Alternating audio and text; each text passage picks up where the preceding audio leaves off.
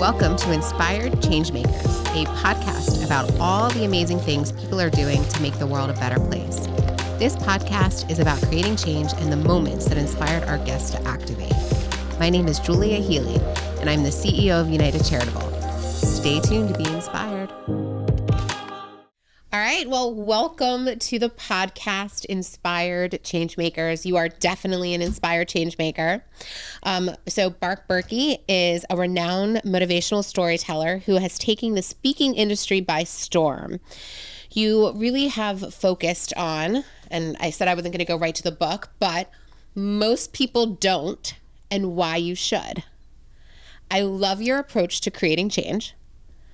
And you make it exciting and interesting. So tell us a little bit about yourself. Sure. No, thank you, Julia. And I'm grateful for what you and your team are doing at United Charitable.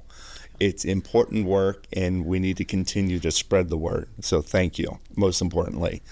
A little bit about me. I grew up in the hospitality world. And I most recently was with Ritz-Carlton leading a global sales team. I was also their sales and service trainer. Pandemic hit. Things were changing in the world of luxury travel, and I had to make a decision, realized that most of my team was going to be losing their positions, and they were not telling me, Bart, your job's going to be gone, but most likely my job was going to be leaving. And I had to kind of evaluate, well, what do I really want to do? Do I want to wait to see how travel comes back and what happens with luxury, or do I want to do something that maybe is going to push me outside of my comfort zone? I wrote this book about 11, 12 years ago now. Oh, wow. And it was something that someone had asked me, Bart, would you ever want to be a full-time speaker? And my answer back then was, well, I love doing it, but I'm very passionate about Ritz-Carlton. I love the travel. I love my team. There were so many things that I loved. But when the pandemic, and I'll use the phrase, and many of my friends have used this phrase as well, pandemic happened for me. Yeah. It didn't happen to me. So that was the nudge that I needed. And then some personal situations right before the pandemic. Longer story. Essentially, I had a heart attack during, and I don't think I shared that with you. Yeah, during routine nose surgery during the recovery, my heart attacked me. So all of these things combined kind of made me very quickly realize, what do I want to do? What is the passion? What is the pursuit? And really not just for me, but how could I be able to help contribute? You know, you think about your purpose in life, you can pursue your passions selfishly, but what is my purpose? Right. And I started to realize that I have a lot of different ideas. I've been observing people my entire life. I've been very empathetic. And in fact, a friend of mine said, we're not going to say that you have a soft heart, but we're going to say that you have a tender heart. And we were just in a board meeting with a group of other CEOs, and he said, you're probably aware of how everyone in this room is feeling right now, aren't you? And I said, yeah, that's how I'm structured, how I'm built. And it reminded me of a story that I just shared the other day with somebody. I said, I remember one of my earliest memories eating cereal in the morning with my family and not wanting to have a single Fruit Loop on a spoon by itself. Now, maybe this was a little OCD-ish, right, but I'm getting to the point where I didn't want to destroy or kill the Fruit Loop by itself. So I needed to have at least two on there. So if I was going to end their life by consuming them, that I wanted to have two Fruit Loops die together. Yeah. This is probably when I'm 3 or 4 years old. Like, who thinks of that type of thought? I mean, I think it's rather, I don't want to say strange, but rather unique. So I've always been thinking of, how can I help people? Well, that's probably why you liked luxury hotels so much, is because really delighting people really probably brings you fulfillment. Yes. But that's probably why also I think this book is so inspiring, because, you know, when I picked it up, I was like, I don't know really what to expect from it. But what it is a bunch of just lessons, right? That you've learned throughout, again, your career, your life, and then just kind of a moral of the story at the bottom. Mm-hmm. And what I like is about this book specifically is that you read the story and not necessarily would you have taken that life lesson out of it. And you have really purposely have taken how can I make this the most positive? What is the silver lining? What can I learn from this situation? Kind of just really just what you said about the pandemic. It goes right totally in line with that. Yeah. So how do you think you keep your perspective so positive and nurturing? It is hope. Mm-hmm. It is, I'm going to say hope. Hope and faith, I think are two things. And I don't know how deep you want me to get into some conversations, but I'll share this with you because it really impacted my life an awful lot. When I was 13 years old, I was high jumping, middle school track meet. Okay. Going over the bar, 5'6", my knee ended up coming to this side of my face and smashing my nose to this side of my face. It was the worst break at the hospital the doctors had ever seen. As soon as it happened, they didn't want me to look at it because they felt I would go into shock. Right. Rushed me to the hospital and essentially had to walk into the operating room. So I get to the hospital before my family. Again, 12, 13 years old. Had never been to the hospital before. Right. Had maybe gone to the doctor once a year for an annual Physical, checkup. No big deal. And back then, now this is 40 some years ago, they didn't give me any medication to calm me down. So imagine we're just in this room, and imagine next door is the operating table. So I had to walk into the operating room and jump up on the table and lay down, and there's bright lights everywhere, and scared. And they started putting medicine in me to calm me down to knock me out, but it didn't work. So I hear the doctor say, "He's out, let's get started." And I heard the nurses talking, and I heard them clanging surgical instruments. I don't know if it happened for 10 seconds or 10 minutes, but it felt like my body was above the operating table. It felt like then the operating table was separating me from my consciousness, and I couldn't move, I couldn't talk, but I could hear them.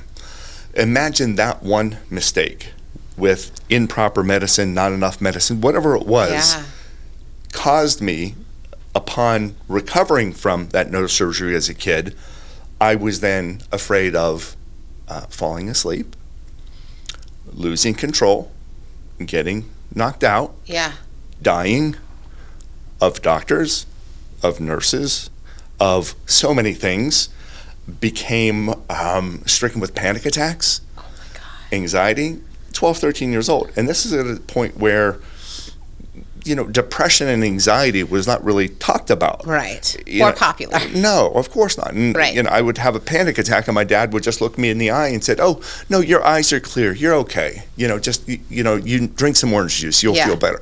Loving parents, but that's what happened to me then. And it got so bad, Julia, and to your listeners, is that I would have to say by the time I got home from that surgical operation to the time that I left for college at 18, I would have to say to my parents before I fell asleep, "See you tomorrow," right? Put that into context. Do you know why? Yeah. Because if they gave me affirmation that, I'll see you in the morning, then I wouldn't die in my sleep. Right. Okay. So that impact, good childhood up until that point, changed my life forever. Yeah. So I stopped being the happy-go-lucky kid because I was afraid of having a panic attack. I was afraid of losing control. So, but then how do you get hope out of that, or faith? Of spending 5-6 years really wondering if you're going to wake up the next morning. Yeah, not easy. So that became my mission to drive toward positivity. To drive toward hope. Because if I didn't, I wouldn't be here, right? If I didn't, I wouldn't be here. So my wife is one of the most positive people I've ever imagined. My kids are the most positive children that I've ever had the pleasure of having, right? Yeah. I'm gravitating toward positivity, and I look to those things. And I think that is what enables me to be a good speaker. Yeah. Because I'm looking for the goodness even though I'm saying most people don't, I don't want people to think that that's a negative thing. No. It's an observation of more about me seeing when people do. Yeah. And celebrating that. So all of those things together, I think, are driving me to remain hopeful, because that's what I need to do. If I didn't have that negative experience as a kid, right, I probably wouldn't be looking for positivity, encouragement, right, hope. That, I mean, I could bring that in a million different ways, but, you know, we're talking about this as a mom of a 6 and 9-year-old, like having kids go through struggles so they learn something, and you spend so much time as a mom or as a parent trying to make everything happy and perfect and hopeful that they don't struggle through anything. So that's really kind of going that you can learn from struggles. Absolutely. But then what I like about most people don't is you then make it very simple to do. And that's what I thought was most interesting about kind of your entire messaging, is that you don't make it complicated to do something. Yeah. Nor do you judge on what that doing should be. Right. So yeah, how did we get to that philosophy? Okay. When I was with Ritz-Carlton, again, very influential in my life, the culture, the people, the leadership, my team. For a while, I was a recruiter. So I was usually in sales, but at a certain point, I took the job as a recruiter. Yeah. And I share this story that one of my first assignments, I went to university, and I was responsible for spreading opportunities within the company. Great. University, a bunch of seniors, networking event, and I noticed 4 students were only spending time talking to each other out of the entire group. Most people were mingling, but 4 were not. I went up, I introduced myself, and I asked them a few questions. Are you seniors looking for jobs? Yes. I'm curious, how come you're not networking at this networking event? Yeah. It's really what you should be doing. They gave me 2 strange answers. The first one was, we haven't seen each other for a while. So maybe they were shy, maybe they wanted to get caught up first, fine. Second answer was, we're here for the free food. That was an honest to goodness answer. And I thought, how can we change this behavior? So I'm getting to your answer. So I said, let me give you a challenge. Go around and collect as many business cards as you can. 1 hour, we'll meet same corner of the ballroom. Whoever has the most, we'll make it a game. Yeah. I'll buy you a gift card to your favorite restaurant. Yes, Mr. Berkey, we'll do it. Hour passes by, I go to the corner and I wait, and no one shows up. The next morning, so I'm sad by it. I'm upset by it. Was it something that I had done? Why aren't these people wanting to embrace me, embrace Ritz-Carlton? And engage, Next morning, 8 a.m. interviews, face-to-face. First person that comes in shows me her resume. I look at her resume, I look at her face, and I recognize her. One of the people from the last night, Yes. What happened? Why didn't you show up? Yeah. And she said, I didn't think you were serious. I could have stopped the interview right then and there, but I didn't. We proceeded, but she wasn't the type of person. So I left that recruitment trip thinking a couple of things. Yeah. Most people don't follow up. Most people don't do what they say they're going to do. Correct. Most people don't accept challenges based on my one little experience, right? Yeah. So thinking, well, maybe it's just for university students. And then I started to recruit more high-level positions, not just college students. Yep. And I found the same thing. I talked to 50 well-qualified candidates for a job, and I waited a few days. 50 well-qualified candidates, only 10 sent in the subject line, thank you, email. 10, that's it. And then smaller number did phone calls. A smaller number did handwritten note. And then one person did all of this: resume, job description, values. This is what I can do for you, 30, 60, 90 days. Bound it, sent it overnight. That's the person that got the job. So thinking of that, next time I went to the next university, or next time I was talking to other candidates, I was encouraging them, just take action. You know what you could do. Right. There's benefits in taking action. So go ahead and do. You don't need to do the whole binded 30, 60, 90 days. To be into the category of doing, in that one example, all you needed to do was have 9 keystrokes, THANK space YOU, in the subject line, 9 keystrokes, 1.7 seconds, you would have fit into the category of doing. You're with me. I can tell. Not only am I with you, it is so important that people understand this, especially in the world we live in today. So many people are afraid to try or do something or put themselves out there or even acknowledge that they want something. Yes. And I have interviewed, I've been at this position 19 years, right? So I've interviewed hundreds of people for United Charitable and hired. And I'm going to say less than 10 people actually said, I really want this job. Like, they're afraid to acknowledge that they even want something. Yes. Why do you think we're in a society that we are just even afraid to acknowledge that we want something? I think several different things. We don't think that we're worthy. Right. And we are concerned about how other people view us. Right. Imagine if I am the most confident person. Right. Content, fulfilled, at peace with who I am I really going to care if we get 100 responses, 100 evaluations on how great was Bart at keynote speaking? Right. 99 of them could say, highly recommend, I give him a 10. Yeah. One person could give me a 3 by saying he was okay, he shared too many stories. That would bother me. Even though I'm at peace, I'm content, I'm learning to be more at peace and more content. But I think it's those two things. It's this, that we believe that we don't deserve certain things, and that we are critical or we are fearful of how other people will critique or view us. And in the grand scheme of things, neither of those things, one, you're worthy, and two, it doesn't really matter what someone else thinks about us. Right.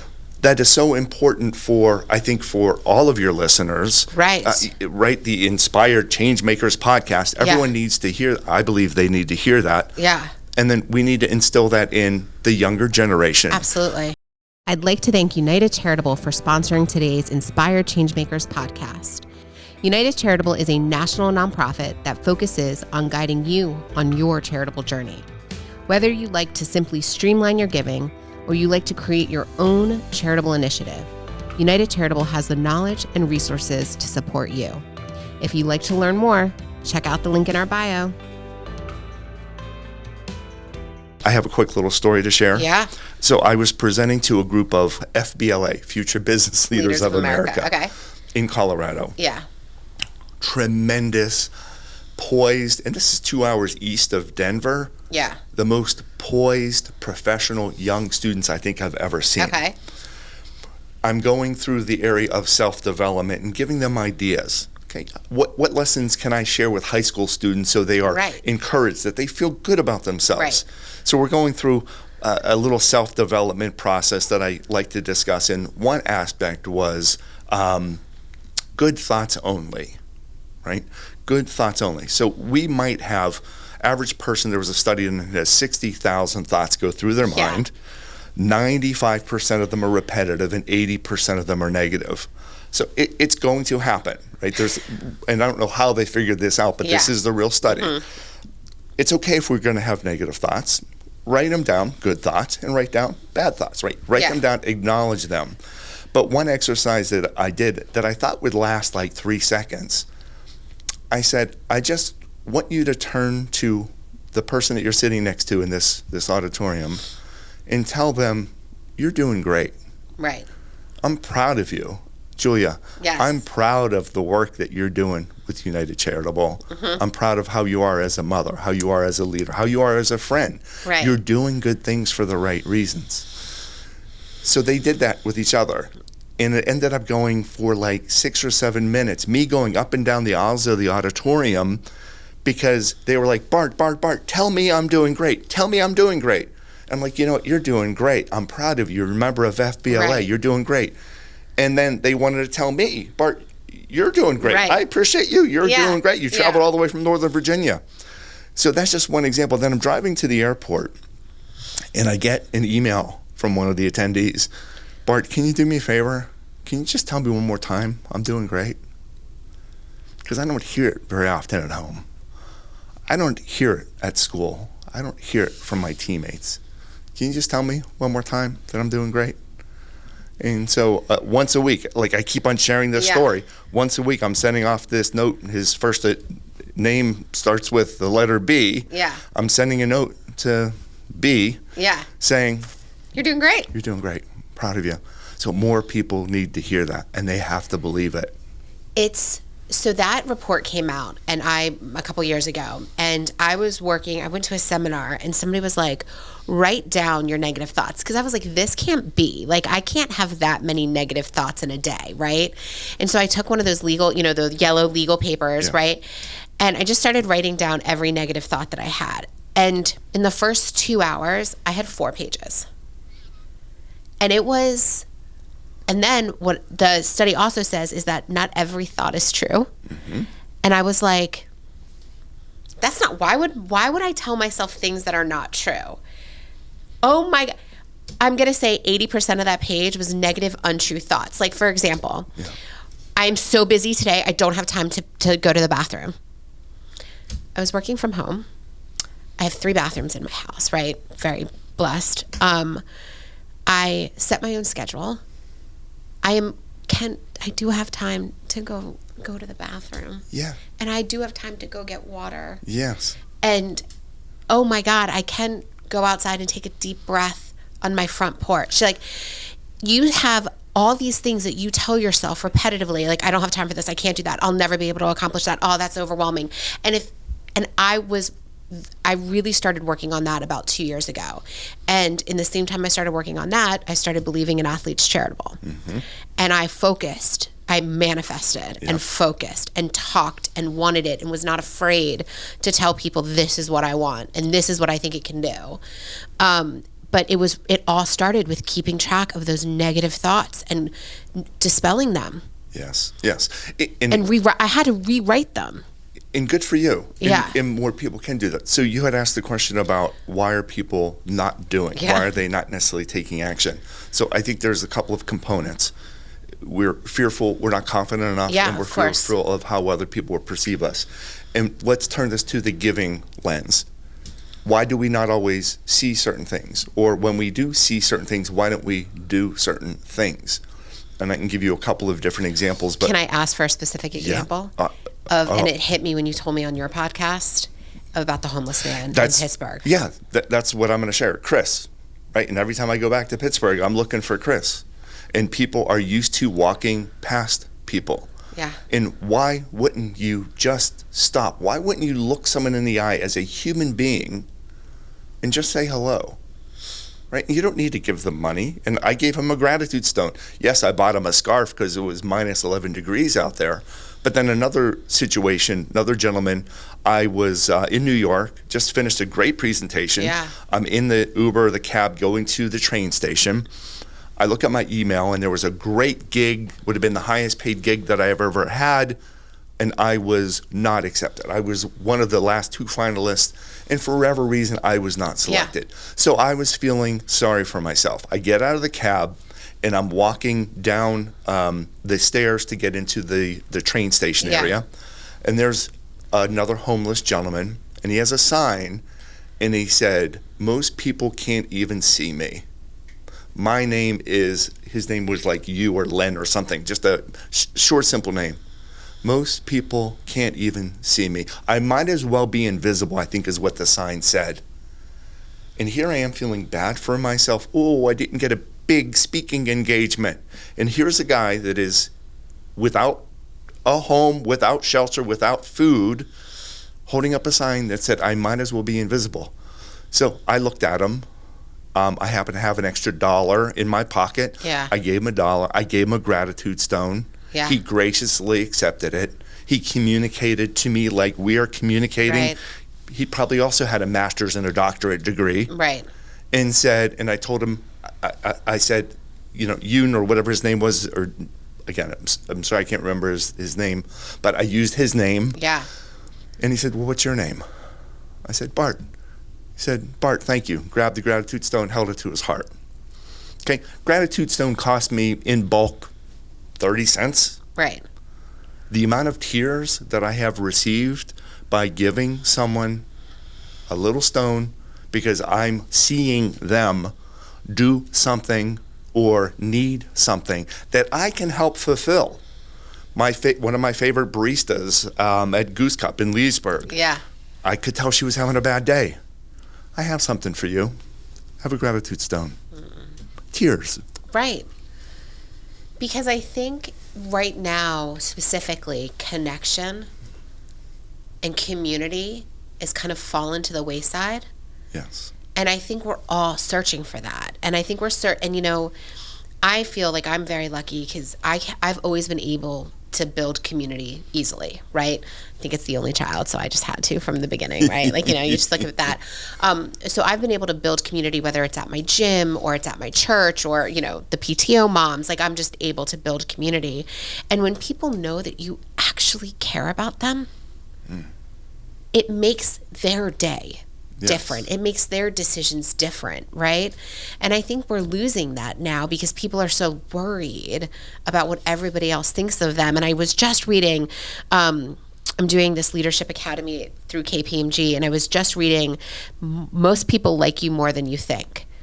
And they were talking about a study that they did, that they just were having a conversation. You go, oh God, what did I say in that conversation? Is Bart gonna really think I'm worth it? Like, is he gonna want me? Should I even act? Like, all these things. And then they ask you what you thought of it, and you're like, oh, I remember that she's a diehard Philly. You know what I mean? Like, whatever you remember about me, right?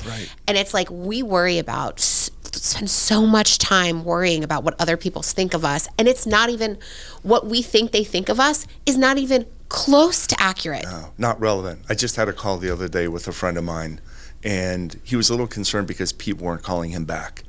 And I said, what I've learned is it has nothing to do with you. Has nothing to do with you, has nothing to do with me. Yeah. And my suggestion for anyone that I can come across and encounter, it is simply do your best. Do your best. Be flexible. Breathe. Be bamboo. Be adaptable. Have good thoughts. Just do your best. Remind yourself of your why. Be nice to people. Do your best.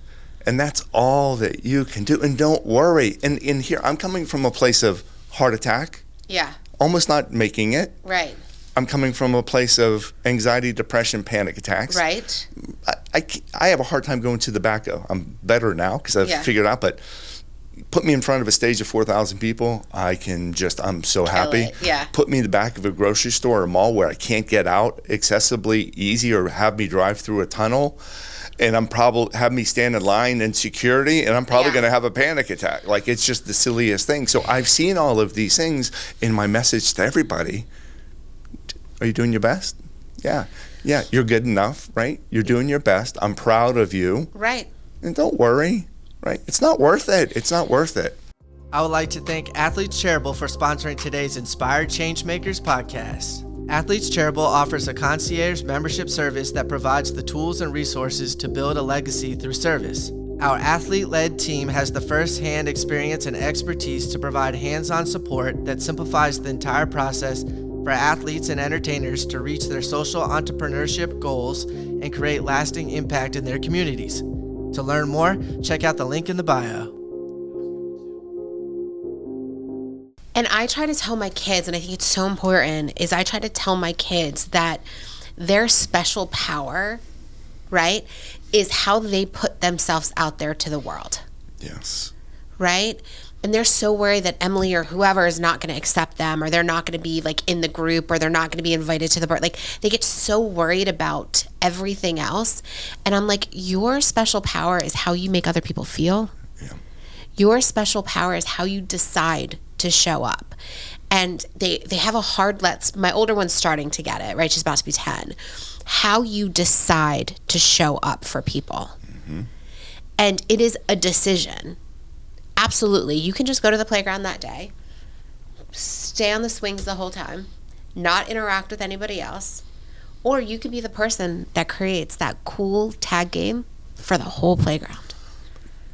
Pick how you choose to show up. Yes. It is absolutely your choice. And they get so, well, how about if somebody says they don't want to play tag with me? Like, this is just such a simple example. Yeah, I'm with you. Ask the next person. Yes. Why are we so afraid of saying, I want to play shark at the pool? Or I want to, do you know what I mean? Like, they get paralyzed. And I'm like, go right now. I can't wait to share 3 things with you. Oh, okay. One is, as a kid. Yeah. And I think I have this as part of the intro of my book. I picked Betsy. Yes. Betsy was rosy pink cheeks, not athletic, and pink hair, and no one picked Betsy. Right. My lesson, pick Betsy. Right. And everyone was like, why would you pick her? Because I wanted to. Yeah. Because she's always picked last. Because I can. Yeah. So that's one lesson. Pick Betsy. Yeah. Second one is be available to be interrupted. Mm-hmm. That has to deal with showing up. Mm-hmm. If I'm not too busy for you. I'm not too busy for anybody. I'm not too busy to pass by the homeless gentleman who said I can't see him. Right. I'm available to be interrupted to people that need it. And the last suggestion that I have is observe, anticipate, and over-deliver. That comes from the world of hospitality. Right. With my own spin. But why can't we observe in general? Put your phone down, look up, observe who could I help and for what reason, what would they need, and how could I over-deliver? Turn it into a game. Can't wait to hear what you're going to say. Oh my God. I know, like this could go on forever. Because I think if we observe something and then we don't do anything about it, we feel guilt. And I think at least that was for a long time for me. I was like, I'm just going to ignore this whole aspect of my life because if I observe it and I pay attention to it, then I'm going to feel the need to fix it or serve it or be involved in it. And I was exhausted by some of the choices I was making in my life. And that's when I really realized that, okay, nope. Like if I am too exhausted to actually pay attention and be present when I get a cup of coffee, right? Yes. Or when I walk down the street. Yes. Or when I talk to my staff, right? Or when I'm at the networking chamber, like whatever the opportunities. Like I remember I was so negative at one point, the pandemic. So did I tell you this story yet? I don't know. But so I became CEO in 2019, September 2019. 6 months later, the pandemic hits. I had a great plan. I had a great business strategy. You know what I mean? My first 3 years, I had great business strategy. Everything gets canceled. Big part of our revenue is an event revenue. Everything gets canceled. We're not going to the networking events. We're not meeting the same people. We're not doing advisors and philanthropy. All of these things shut down. And my daycare closed. My kids are out of school. I have a 5-year-old and a 2-year-old. 5-year-old and a 2-year-old, right? My 2-year-old is trying to give up our nap, the whole, anything. And I said to my husband, I was like, I'm not going to make it through. What should we do? I'm not going to make it through. And I just was in such a place where I just could not. And I said, how about if I choose to take this as an opportunity? What am I missing here? What is everybody else going to need? That if I could lead the way, what could that look like? We changed everything to virtual online platforms. We found an online event platform to do virtual 5Ks and virtual dance parties. We put out a positivity and perseverance campaign. So instead of talking about all the negative things that happened in COVID, we talked about all the people that were activating to help during COVID. Yeah. And how did that make you feel? Amazing. Yeah. So you went from, I don't know if I could, right, to being able to do what most people weren't doing. And you then felt amazing. And I talked to my board, and this was the hardest thing as a mom, as a woman, as a leader that I had to do. And I said, I need to be with my kids between the hours of 2 and 5. I want to take them to playgrounds. I want to do science experiments. I want to do chalk sidewalk. I want to hide the rocks throughout the neighborhood. I will start working at 6 o'clock in the morning. When my kid, my husband can take the kids, I will do a split flex schedule. I will do whatever, but I will not be available between the hour. And I thought this was going to make me such a bad leader. I thought people were going to look at me and go, holy crap, she doesn't care about her job at all. And she's only 6 months into this. Does she even deserve? I was so afraid of what the staff was going to think. I was so afraid what the board was going to think. And it was the exact opposite. You became a well-rounded leader by leading through example. And being true to yourself and true to your family. And for people that wouldn't respect or understand that, it's not the right fit to be leading their organization anyway. Right. Absolutely.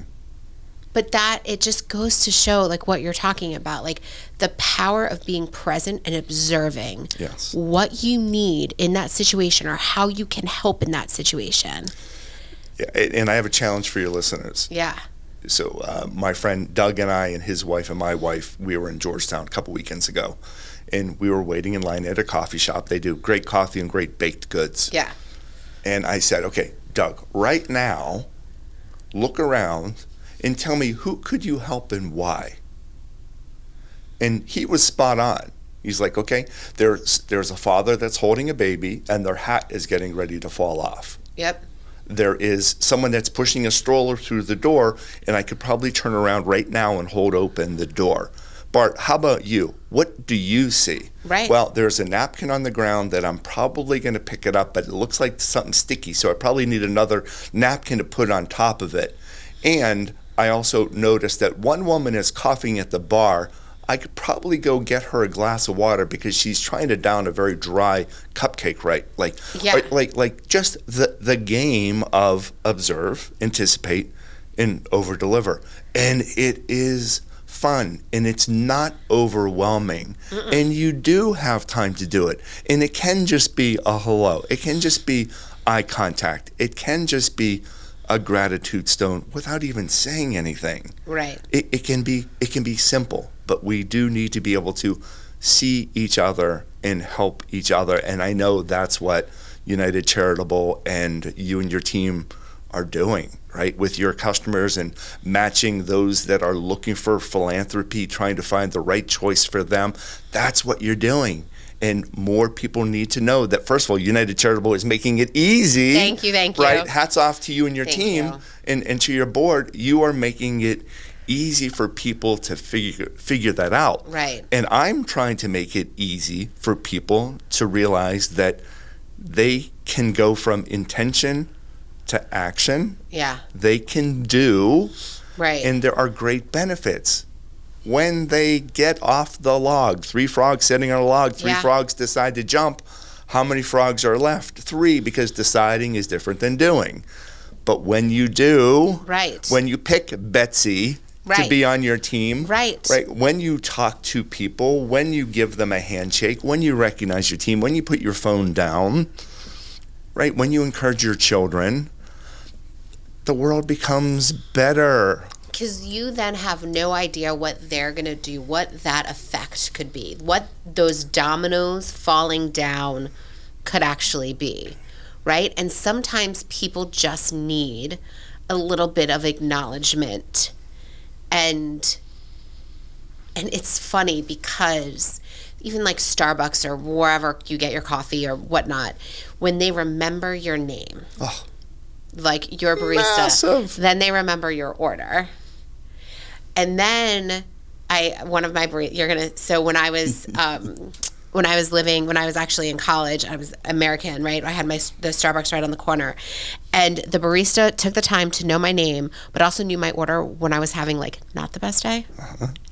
And so we had like the regular order that I would go in there, and which is just like, a nice coffee, whatever. But when I'm not having a great day, I want a white mocha. I want a venti white mocha with whip. Like I want all of it, right? And that she like would look at me and be like, is it a white mocha day? And I was like, it is a white, like just that somebody recognizes me in that way and cares about my emotions. Do you know what I mean? Like, and wants to I just remember thinking, oh my God, this is amazing. And that's one of the reasons, and I think I said this to you before, is that I worked for Wegmans for 5 years. Right. What that store taught me about recognizing what your customer wants and how we choose to serve. Yes. And also that it is a privilege to serve. Yes. Yeah, Ritz-Carlton, ladies and gentlemen, serving ladies and gentlemen. And we were surprising and delighting our customers and each other, not because we needed $1,200 ADR from them. Right. Because it made them feel good and it made us feel good. And when we do that for each other, and that's why there's companies, and I'm so blessed also, Julia, there's companies now that are hiring me to say, okay, from a sales perspective, from a service perspective, what can we do to provide better service? Right. How can we treat each other better, and how can we treat our clients and our customers better based on everything that you've learned? Because I've had a life at Ritz-Carlton. Right. What can I share of what I saw? And it's not nothing proprietary. I would never do that. But it goes back to this observe, anticipate, and over-deliver. And what are the touch points of how we can make people feel a certain way? Great example, when I arrived today, warmly welcomed, right? Recognized me. Yeah. Can I get you a water or a snack? I didn't know what a snack was going to be, but I've never been offered a snack, but I like that, right? How gracious. That made me feel so welcome. Right. And not everyone does that. Most people don't. Most organizations don't. Okay, we're done. I mean, like, that was the perfect, actually, though, that was the perfect ending. But in all reality, I really would love every listener to walk away with this one message from you. What is a way to figure out what you should do? It's not a real simple answer, but I will be brief. I ask individuals if I'm presenting in front of certain groups. Yeah. One of my topics is moving your should-dos to done. And when I ask them about their should-dos, it's nothing, Julia, that I'm telling them or that anyone is telling them to do. It is coming from your heart and in your mind. What is one thing that you know you should do that you've not yet had a chance to do? We're not saying that you're never going to do it, but you just haven't yet done it. When I ask that question, a lot of people will talk about there's professional ones and then there's personal ones. The personal ones almost always relate to, I need to take better care of me. Yep. I'm giving. Yep. I need to take better care of me. From a professional lens, often it is about continuing to learn and grow. It's easy to be, but it's better to become. Yeah. I want to get my certification. That's why you're doing your additional leadership certifications, which I just adore you for doing, for wanting to continue to learn and grow. So from a should-do lens, I ask people to think about this. There are things that we need to do, and then there's things that we want to do. Right. We need to pay taxes. If we are working for someone, we need to make sure that the board is happy that we're meeting our revenue goals. Great. Yes. There's things that we want to do. I want to go on vacation. I want to I want to take my wife to Italy for her birthday, right? I want to do certain things. There's benefits and there's consequences to all of those things, right? Things that we need to do. If we don't do them, the consequences are pretty high. What I ask people, and when I talk about this should do, it is the sweet spot. Because if you get your should-dos done, it's going to make you feel great. There's great benefits. Right. If you don't get your should-dos done, there's really no major consequences. And the example that I have of one of my should-dos is to be a better son for my mother. My mother's 88 years old. She lives in Pittsburgh by herself. Both of my sisters are within 10 to 15 minutes, but I'm a 4-hour drive away. Yeah. Every single day I'm reminded of my should-do. What can I do today as I should do to be a better son for my mother? And when I get reminded electronically, when I look at my spreadsheet, if I did my best today, that's all I can do. So today I'm going to call her. Great. She's coming to visit with my sister and my brother-in-law tomorrow, so I can definitely be a really good son, right? Yeah. I already bought her cheese and crackers because that's what she likes. Great. When she returns home, I can order groceries for her. I can send her a postcard when I'm traveling to Denver, right? I can do my best to get my should-dos done. Yep. So you need to evaluate what is coming from your heart, what is coming from your mind, and my suggestion is pick 1 or 2 or 3. Don't overwhelm yourself. Make sure that you set yourself up.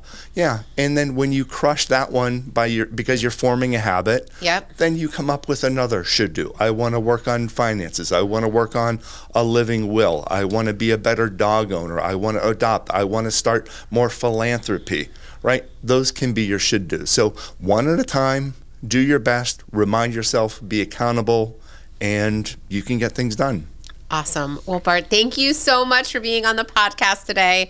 Again, for anybody that is listening, this is a great book for when you just need a quick perspective shift, right? When you get a phone call that didn't go the best, or even you let yours, there's moments when I let myself down with exactly what you're talking about, a should do or whatever.